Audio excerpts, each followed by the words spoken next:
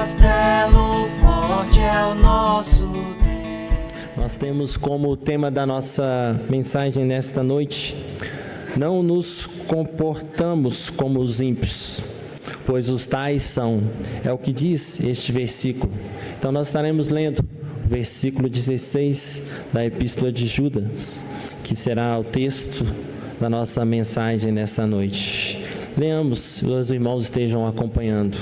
A leitura diz assim: os tais são murmuradores, são descontentes, andando segundo as suas paixões. A sua boca vive propalando grandes arrogâncias, são aduladores dos outros por motivos interesseiros. Oremos ao Senhor mais uma vez. Pai, nós te agradecemos, nós já cantamos, louvamos, lemos a Tua Palavra e todos os textos conduzem para a proclamação do Teu santo nome, para a Tua glória. E mais uma vez clamamos ao Senhor neste momento que use-nos, ó Pai, para lermos, entendermos e transmitirmos o que a Tua Palavra diz. Que não venham as nossas interpretações, que não venham as nossas análises, mas que realmente possamos agir com fidelidade que a Tua Escritura diz, ó Pai. Porque só a Tua Escritura que tem o poder para mudar e transformar nossas mentes, os nossos corações. Só a Tua Palavra é a verdade. Aqui há falhos, aqui há pecadores, aqui há pessoas como eu que carecem do Senhor, da Tua graça, da Tua misericórdia, que não temos condições nenhuma de expor a Tua Palavra, que não temos condições nenhuma de adorar ao Senhor, porque o Senhor é santo. Mas o Senhor é este Deus que chama, capacita e que nos conduza para que possamos fazer segundo a Tua vontade. Ajude-nos, guie e fortaleça-nos, que o Teu Santo Espírito nos conduza mais uma vez e que possamos ser conduzidos a entender e a obedecer a Tua Palavra. Nós oramos agradecidos em nome de Jesus que o fazemos. Amém. Irmãos, lembrando aqui em Judas, este Judas que escreve essa epístola, é Judas, o meio-irmão de Jesus, como vimos nos primeiros versículos. E nesse versículo 16, Judas então trata sobre pecado. Ele trata sobre atitudes que os cristãos não devem fazer. Ele trata sobre aquilo que podemos dizer o comportamento prático do que não é uma vida cristã, do que não é uma vida daquelas pessoas que entendem o Evangelho, que foram transformadas pelo Evangelho e que o Senhor, ó Pai, tem conduzido para estarmos na casa do Senhor, para estarmos adorando ao Senhor. Por isso falamos nessa noite sobre 5 atitudes, 5 erros práticos. Aqui lembrando que Judas escreve ali para aquele povo, não uma igreja específica, mas escreve num tempo de lutas, num tempo de tribulações, num tempo onde que as pessoas estavam sendo perseguidas. E Judas então ele traz essa instrução, vindo aí dos outros versículos que nós já estudamos. Ele, nos versículos anteriores, ele faz uma metáfora, comparações com a natureza, de como são esses hereges, de como são esses pecadores. E agora, nesse versículo específico de número 16, ele traz: essas são as atitudes. Nós veremos aqui nessas atitudes que, como somos falhos e pecadores, nós muitas vezes a cometemos. Mas creio que Judas, trazendo a palavra do Senhor, ele quer nos ensinar que, como cristãos, não devemos ter tais comportamentos como práticas constantes em nossas vidas. Como salvos em Cristo, regenerados, nós não devemos ter este modelo de atitude. E ao mesmo tempo nós devemos combatê-lo em nossa vida, através da oração, através da perseverança na palavra. Então, irmãos, nesta noite Judas vem nos trazendo a mensagem do Senhor não nos comportemos assim, não tenhamos tais atitudes. Judas não traz aqui que é fácil, Judas não traz que por muitas vezes não cairemos, mas Judas traz, a palavra de Deus traz, que não deve ser o nosso comportamento. Por isso, nesta noite vamos falar algo que nos incomoda bastante, que é o pecado. O pecado que cometemos, o pecado que cometemos contra o Senhor. Isso muitas vezes traz tristeza, amargura, traz desânimo. Mas vejamos ao final que a ideia da palavra do Senhor aqui, neste texto, é que os irmãos sejam fortificados.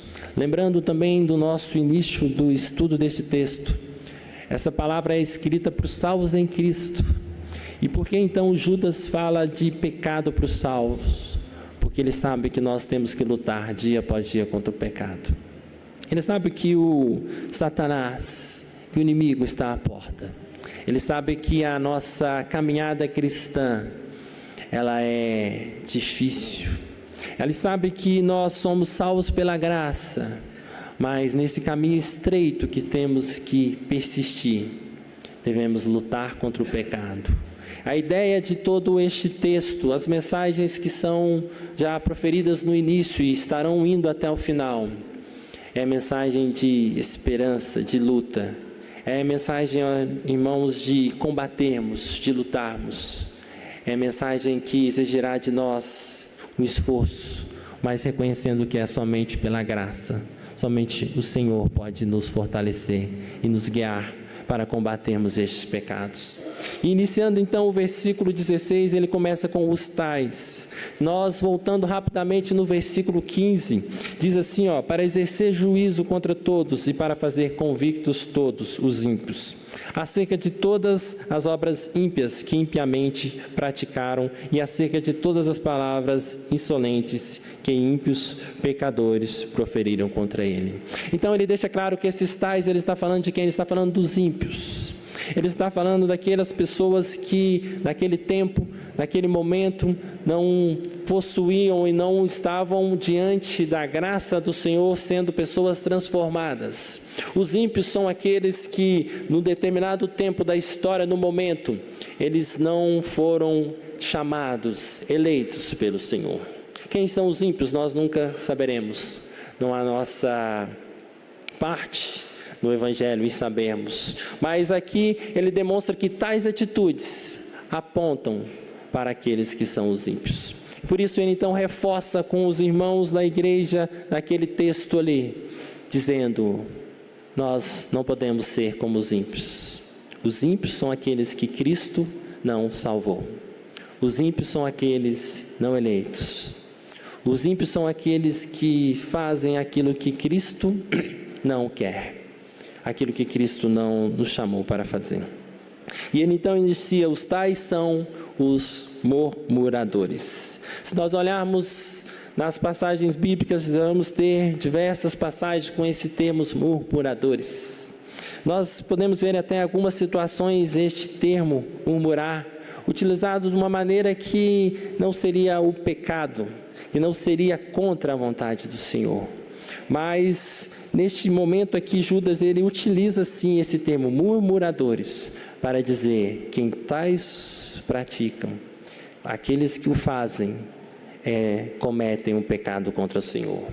O termo usado muitas vezes que foi utilizado de forma que trouxe uma obra boa para a igreja, podemos dizer ali em Atos 6:1, quando então as irmãs ali são esquecidas, do suporte ali dos diáconos. Então aquelas pessoas reclamam e ali usa o termo murmuraram, e então ali os apóstolos então se ajuntam e oram, e então ali se institui os diáconos. Então nós tendemos que ter essa distinção de que o murmurar muitas vezes não é apontar o erro, murmurar não é apontar aquilo que está errado. Murmurar não é chegar perto do irmão e falar: irmão, precisa mudar, precisa fazer, sugerimos isso. Murmurar não é trazer os conceitos nossos, daquilo que às vezes nós estamos vendo com o nosso próximo, de uma maneira com amor, de uma maneira respeitosa. Mas esse murmurar aqui que Judas institui como pecado contra o Senhor, é a murmuração contra aquilo que Deus fez, é a murmuração contra aquilo que Deus decretou. Por isso, irmãos, nós como salvos em Cristo, eleitos, nunca podemos murmurar contra aquilo que Deus fez. E o que Deus fez, podemos ver na nossa vida. Nós somos obras, nós somos criaturas E ao recebermos ali o chamado e sermos graciados pela eleição, somos filhos de Deus. Por isso que nós devemos sempre dar valor à nossa vida. Nós devemos sempre sermos gratos ao Senhor. Isso não nos impede de termos lutas, não impede de termos dificuldades. Mas o murmurar é ir contra a santidade do nosso Deus. Nós podemos ver que em Números 16, versículo 41, os irmãos depois podem analisar em suas casas. Ali traz um texto ali que o povo de Israel, após a revolta de Corá, serem advertidos pelo Senhor, o povo então murmura. O povo diz: não aceito a correção do Senhor. E Judas então traz esse texto. Nós podemos então simplificar o que é murmurar. Murmurar é rebelar-se contra a vontade de Deus. Murmurar é o pecado que fala para o Senhor: Senhor, o Senhor não está certo. Murmurar é dizer para Deus: Deus, não concordo com a sua vontade. É isso que Judas traz, é esse o conceito mais claro, podemos dizer, de murmurar, que é reclamar, que é estar insatisfeito. Esse termo murmurar traz então uma insatisfação. São palavras contra atos de alguém. Mas esse murmurar que é relatado aqui é aquele que faz contra a obra, a graça, contra aquilo que é a soberania do nosso Deus. Por isso que são atitudes incompatíveis dos eleitos de Cristo. Embora todos nós, como disse no início, muitas vezes ou outros caiamos nessas situações.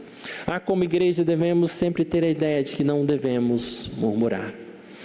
Continuando, o texto traz, além de ser são murmuradores, eles são descontentes. Podemos dizer que são as mesmas coisas, são sinônimos, mas ao fato de começarmos a murmurar daquilo que Deus faz, começa a trazer um descontentamento com a vida.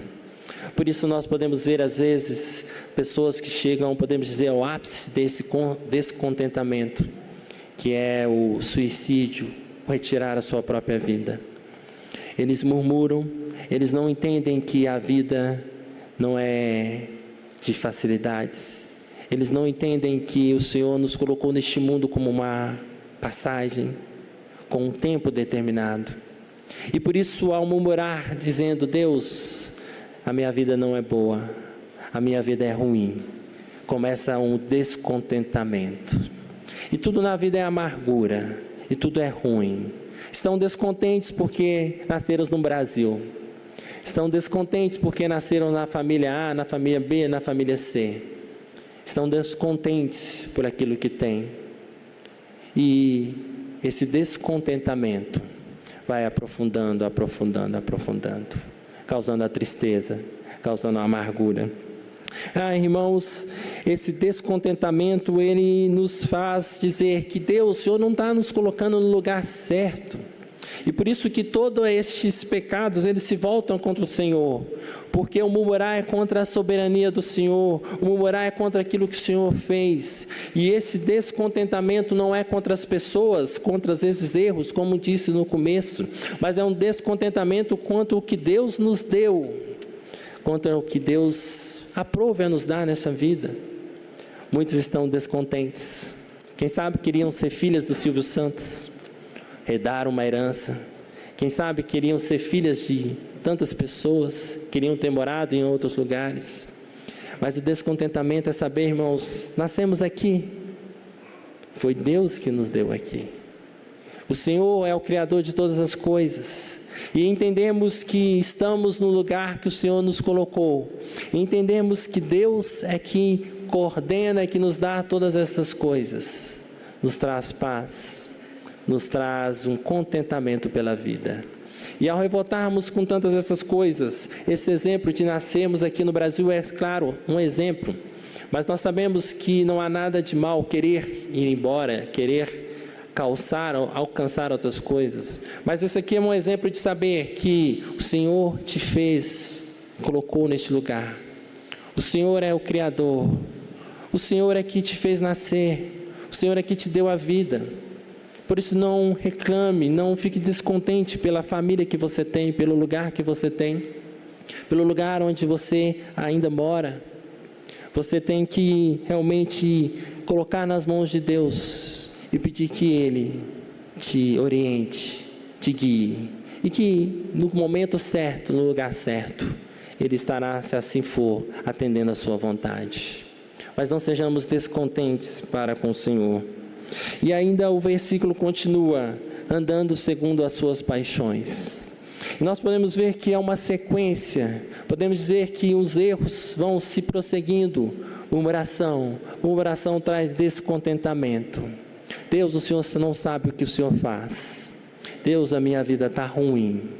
Deus, eu vou dar um jeito na minha própria vida. E aí, as pessoas começam a andar segundo a sua própria visão.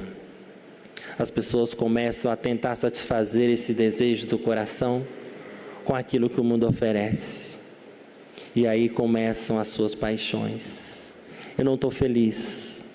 O que vai resolver minha felicidade é o dinheiro. Eu não estou feliz. O que vai resolver minha felicidade é mudar de gênero, mudar de sexo. Eu não estou feliz. O que vai resolver minha felicidade é eu mudar para um outro lugar. Eu não estou feliz, mas o que vai resolver a minha felicidade é aquilo que o mundo apresenta. E o Senhor diz que os ímpios é que agem assim, porque os ímpios procuram as felicidades, nos prazeres, nas paixões do mundo. E aí começam a adquirir coisas, começam a tentar satisfazer os seus desejos. Uma pesquisa recente nos mostra que o nível de pessoas casadas que têm aderido a uma sexualidade aberta para satisfazer então os desejos ali, os seus prazeres. Nós podemos ver que a partir ali de 1789, com a Revolução Francesa, nós podemos ver que o centro das coisas do mundo torna-se o homem. O homem tem que ser feliz. O homem tem que estar satisfeito. O homem tem que satisfazer os seus desejos. E isso tudo implica nesses pecados. Então, irmãos, ele começa a não andar segundo o propósito de Deus, mas ele anda segundo as suas próprias paixões, segundo aquilo que ele quer, segundo aquilo que ele acha que a gente vai satisfazer os desejos do seu coração. Mas a palavra de Deus em Judas continua dizendo um outro pecado. E este pecado é através de andar com as suas paixões. Ele diz aqui, a sua boca vive propalando grandes arrogâncias. E o que é ser arrogante? Arrogância é isso, saber que acha que sabe todas as coisas, é achar que é melhor do que os outros. A sua vida está pior do que a de todo mundo. Tudo para você não dar certo. Deus, é só comigo. Deus. E são as reclamações, a arrogância, descontentamento. E tudo se forma nisso. E aí nós começamos a falar. Nós começamos a questionar. E quando nós fazemos isso, o que Judas está querendo nos dizer aqui, irmãos, é porque essa atitude nos mostra que nós não estamos submissos ao Senhor. Essa atitude nos mostra que é preciso curvar diante do Senhor e dizer, Deus, o Senhor sabe todas as coisas. Aqui não impede o sofrimento, aqui não impede a dor, mas não cometer esses pecados é segurar a nossa língua para não acharmos que nós, falhos pecadores, somos mais inteligentes que o Deus Criador. Nós sabemos o futuro, nós sabemos a nossa história, nós sabemos o que é melhor para nós, Deus, o Senhor não sabe. Isso são atitudes arrogantes. É capaz de não confiar em Deus e confiar nas nossas próprias atitudes. E esses discursos, eles vão se propalando, aumentando. E por isso que nós vemos hoje uma sociedade do relativismo. O que é melhor depende do que eu penso.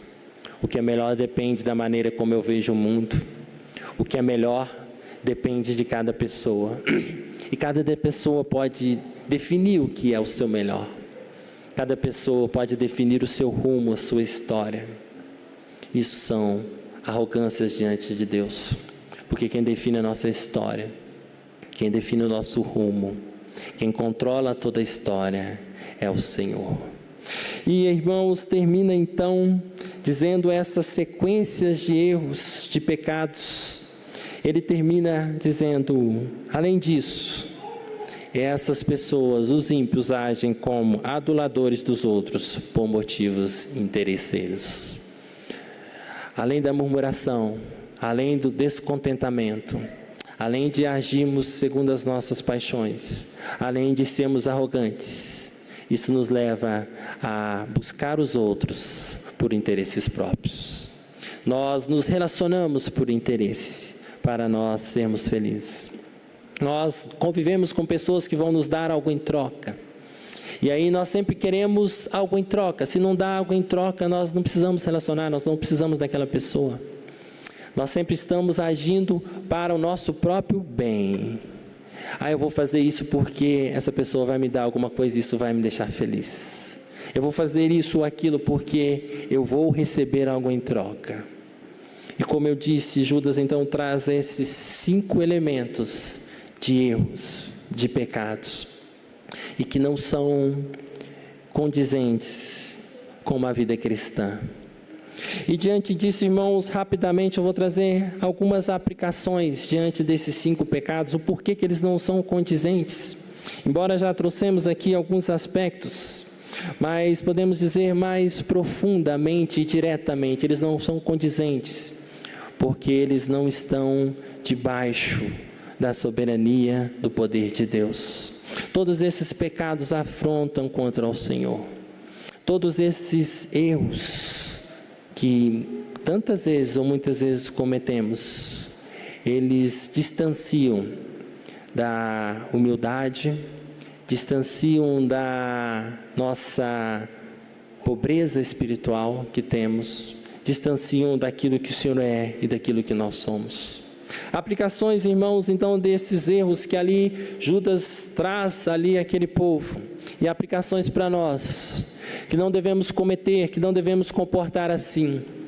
Embora tratemos sobre o pecado, o que traz aqui, irmãos, é que devemos lutar, porque isso não nos trará a felicidade, isso não nos trará o alento para as nossas vidas. Judas aqui, então, ele traz com essas aplicações, com esses erros. Atente-se, igreja. Isso aqui não está falando de momentos. Judas não está falando que a vida cristã é fácil, como eu disse no começo. Ele não está falando que você vai ser feliz o tempo todo. Ele não está falando que muitas vezes os nossos sonhos não serão realizados. Ele não está falando que muitas vezes não vamos ser surpreendidos por notícias desagradáveis.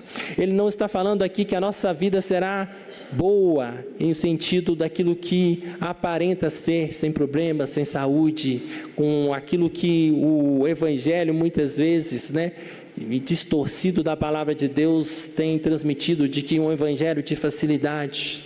Nós entendemos que a salvação é pela graça, mas aqui o texto está nos dizendo que o caminho é estreito. Não será fácil, irmãos, não é fácil ser evangélico, não é fácil permanecer com Cristo. O que traz nessas mensagens aqui, nessas aplicações nós vamos ter lutas, vamos ter dificuldades, mas em todas elas nós devemos nos colocar diante de Deus. Nós devemos entender que Ele é o Criador, nós devemos entender que Ele está no controle de todas as coisas. Toda a nossa enfermidade, todas as nossas perdas, todos os nossos descontentamentos com os outros, com a vida, tudo está na poderosa mão do nosso Deus. E isso nos traz confiança, isso nos traz condições de passar por esse caminho estreito. Nós não somos de um evangelho, de um caminho largo, aonde tudo leva para Cristo, aonde todos os nossos sonhos vão ser alcançados. A Bíblia relata isso. Jonas não queria ir, mas ele teve que ir. Ele foi descontente, mas ele foi. Se nós ouvimos recentemente as mensagens falando sobre o pastor João Calvino, não queria voltar, teve tristeza, depressão, mas ele voltou. O caminho estreito não quer dizer um caminho que nós vamos alcançar tudo aquilo que queremos, mas é o caminho que nos leva a estarmos aonde Deus nos colocou. Por isso não devemos murmurar contra o Senhor, não devemos ser descontentes pela nossa vida, devemos clamar ao Senhor. Essas coisas não andam bem, ore ao Senhor, Ele sabe todas as coisas, Ele está no controle de todas as coisas. Diante de nossas perdas, de nossas lutas, ore ao Senhor, Ele consola, Ele guia, Ele sabe todo o tempo, Ele sabe toda a história. Irmãos, quando Deus traz a graça de sermos eleitos por Cristo, por isso que estes pecados não podem fazer parte da nossa vida, da nossa história.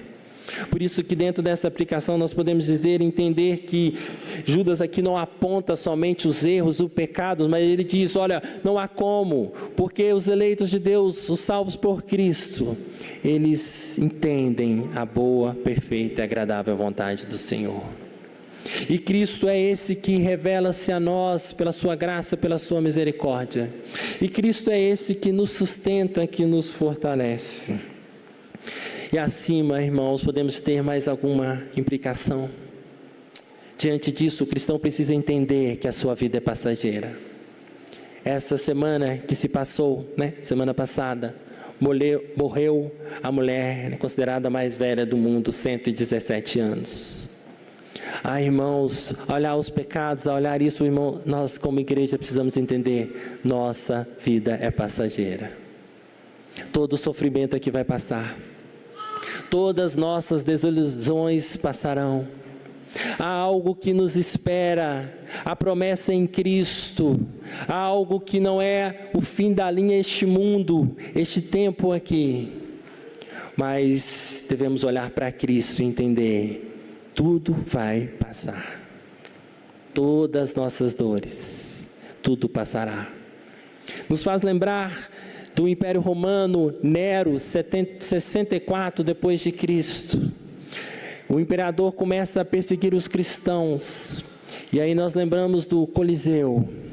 E refletindo um pouco sobre tudo vai passar, sobre este momento, nós lembramos daqueles nossos irmãos ali no Coliseu. E fazendo apenas uma reflexão, o porquê que existiam irmãos do passado e irmãos que sofreram por Cristo, é porque eles entenderam isso, que a vida é passageira. Se nós pudermos olhar aqui e fazer, quem sabe, uma reflexão, olhando de trás para frente, aqueles irmãos olhando a história, eles eram jogados no Coliseu, e as feras iam matando as pessoas dos últimos bancos, e nos primeiros bancos as pessoas cantavam, as pessoas louvavam o Senhor, e só paravam de cantar quando a dor, o grito tomava conta. Isso nos mostra, irmão, que a vida tem dor, que a vida às vezes é doída, que a vida não é aquilo que nós às vezes esperamos ou sonhamos de um conto de felicidade. Isso mostra que o Evangelho, ele às vezes é muito duro naquilo que nós podemos entender como sentimento no nosso carne, na nossa essência.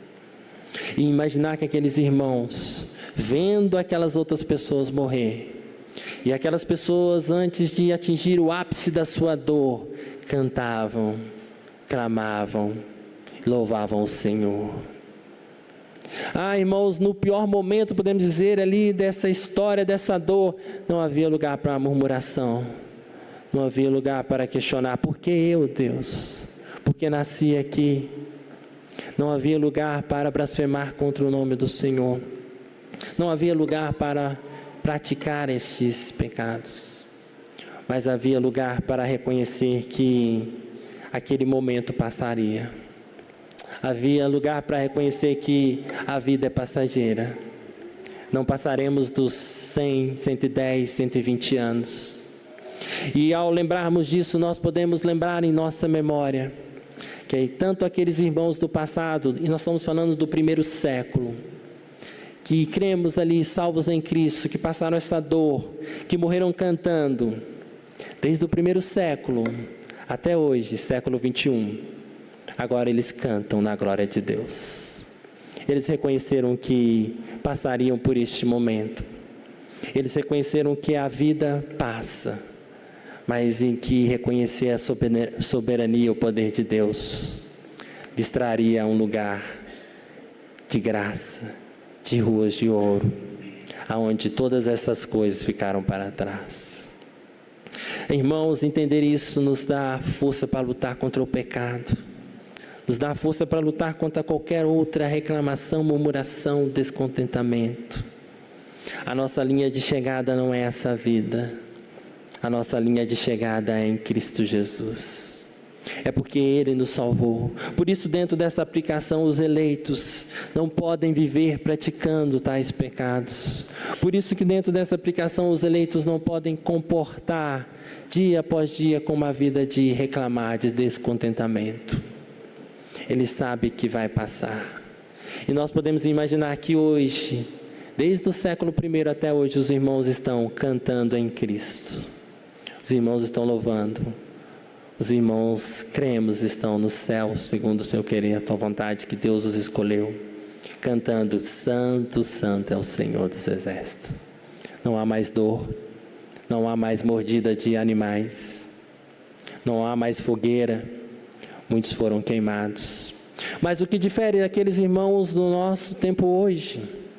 Temos as nossas lutas, temos as nossas feras que nos comem, as nossas dores, temos as nossas dificuldades. Cristo não nos tira deste mundo, Cristo não nos tira as tribulações, Cristo não nos tira muitas vezes a nossa dor, mas com Cristo Ele nos faz passar neste caminho, entendendo a dor, descansando na dor e seguindo o caminho da vitória que é em Cristo Jesus. Entender, irmãos, que o Senhor, Ele voltará. Entender que tudo isto passará. Entender que nada foge do controle de Cristo. Entender que a nossa felicidade não será completa neste mundo. Entender que aqui não foi o lugar que fomos designados para sermos 100% felizes. Somos falhos, somos pecadores, erramos, não vamos conseguir atingir a plenitude, nem do comportamento, nem das nossas realizações. Mas neste texto de Judas, esse momento que ele ensina a igreja, ele passa ali para a igreja: não façam esses pecados, descansem no Senhor. A aplicação para as nossas vidas, relembrando os irmãos do passado, reconhecendo as nossas dores, reconhecendo que nós também sofremos, reconhecemos que as coisas não saem tantas vezes do jeito que a gente quer, mas isso não nos dá o direito, isso não nos dá condições de murmurarmos contra o Senhor, porque o Senhor pode todas as coisas, porque o Senhor governa todas as coisas, porque o Senhor é Deus e porque Ele garante que a nossa vitória não é aqui. Mas ao mesmo tempo, como dizem, a mensagem é sempre de dois caminhos. Tão certo como aqueles irmãos do primeiro século cantam até hoje, louvando e glorificando o nome do nosso Deus, aqueles irmãos eleitos, salvos por Cristo. Os irmãos do primeiro século, que não foram eleitos, que murmuraram, que zombaram e que não foram chamados por Cristo, estão desde o primeiro século até hoje e eternamente sendo mordidos pelos animais, queimando no fogo uma dor que não passa. Não é uma dor como dos irmãos cristãos, passageira, e hoje desfrutam da glória, mas é uma dor que não passa. Por isso o Senhor nos orienta, o Senhor nos fala: eleitos, vejam a graça que vocês têm, vejam, olhem para Cristo, porque você olhando para Cristo, você vai ver que não precisa reclamar. Cristo é a nossa esperança, Cristo é o nosso consolo, Os eleitos não precisam reclamar porque foram, pela graça, isentos dessa dor, isentos desse fogo que queimará a vida eterna, isentos do sofrimento eterno, isentos de toda a amargura. E por quê? Pela graça. O Senhor escolheu os eleitos. E Judas fala aqui para salvos, os eleitos. E por isso que ele reflete para a igreja, pregue para a igreja, fale para a igreja: se você é eleito, descanse. Não há motivo para reclamar. Você foi isento da pior dor do mundo. Não há dor aqui que se compare com aqueles que Cristo não salvou. Não há sofrimento neste mundo que se compare com aquilo que as pessoas do primeiro século não eleitas estão sofrendo até hoje, mas sofrerão eternamente. E não há recompensa maior neste mundo do que aqueles que morreram em Cristo no primeiro século, como mordidos pelos animais, queimados, estão hoje felizes, estão hoje sendo edificados pela presença de Cristo, estão hoje podendo adorar ao Senhor e glorificar o teu santo nome. E por isso, irmãos, encerrando, é isso que nos faz seguir avante. O hino que nós iremos cantar, ele traz isso como cristãos, como salvos em Cristo. Ao olharmos para toda esta mensagem bíblica, nós devemos seguir avante, porque a vida com Cristo, porque esse caminho é estreito, esse caminho é onde a gente luta contra as nossas paixões, esse caminho é onde a gente luta contra o nosso eu. Esse caminho tem um objetivo bem específico. Não foi nós que nos colocamos neste caminho, porque a salvação é pela graça, mas Cristo nos coloca neste caminho. Cristo coloca os eleitos neste caminho. E nós podemos clamar e entender que Cristo nos dará condições de seguir neste caminho. Por isso, eleitos, igreja em Cristo, avante, não pare. Não pare de lutar. Lute contra o pecado. Lute contra aquilo que o mundo oferece. Lute contra a nossa fraqueza espiritual, contra a nossa carne. Nós não poderemos fazer isso sozinhos. É pela graça do Senhor. Então, igreja, coloquemos de joelhos diante do Senhor, pedindo a Ele que nos sustente nessa caminhada, pedindo a Ele que nos salvou, que Ele continue derramando a sua graça para lutarmos, para não cairmos nesses pecados, para não cairmos em tantos outros pecados, mas para permanecermos firmes, porque um dia, isso tudo passará. Mas ao mesmo tempo, para aqueles que não são eleitos, um dia, tudo irá piorar. Que nós, como igreja, possamos clamar ao Senhor, viver uma vida que busque realmente Ele. E que sigamos firmes, buscando, orando. Nas próximas oportunidades, se assim Deus puder por bem nos dar vida e nos der, estaremos continuando o livro de Judas, que ainda continua trazendo aplicações e continua encerrando com essa esperança que eu adiantei aqui. O livro de Judas encerra com essa esperança: o Senhor voltará. E ao mesmo tempo, a qualquer hora, a qualquer instante, o Senhor pode nos chamar. E lembrar que, como estamos aqui agora, ao fechar os nossos olhos e ao partirmos desse mundo, estaremos salvos em Cristo, eleitos em Cristo, podendo abrir os nossos olhos no céu de glória, nas ruas de ouro. Mas isso é nada incomparável, onde estaremos na presença de Jesus, na presença do Deus Todo-Poderoso, Criador dos céus e da terra. O Deus que fez o céu, a terra, o mar, você e eu. Este Deus que nós adoramos, este Deus que nós confiamos, Este Deus que nós não perdemos as esperanças, mesmo que haja tropeços, mesmo que hajam pedras, a nossa confiança é no Senhor, neste Deus. Avante, igreja, avante, porque é Cristo que nos sustenta.